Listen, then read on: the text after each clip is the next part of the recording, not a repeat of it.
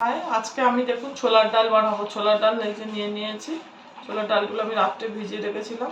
প্রেশারটা বসিয়ে দেবো। এর মধ্যে আমি একটু সামান্য নুন দিয়ে দেবো। ডালগুলো আমার সেদ্ধ হয়ে গেছে, এটা আমার গরম হয়ে গেছে, এটা আমি তেল দিয়ে দেবো। এর মধ্যে আমি শুকনো লঙ্কা, গোটা জিরে আর একটু তেজপাতা নিয়েছি, এগুলো ফোড়ন দিয়ে দেবো। এর মধ্যে আমি এখন ছোলার ডাল দিয়ে দেবো। আদা বেটে রেখেছিলাম, এই আদা বাটাটা ওর মধ্যে দিয়ে দেবো।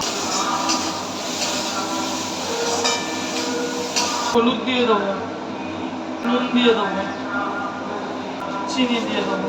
এর মধ্যে আমি জল দিয়ে দেবো। এখন ডালটা আমার হয়ে গেছে, এর মধ্যে একটু ঘি দিয়ে দেবো। এবার আমি ডালটাকে নামিয়ে নেবো।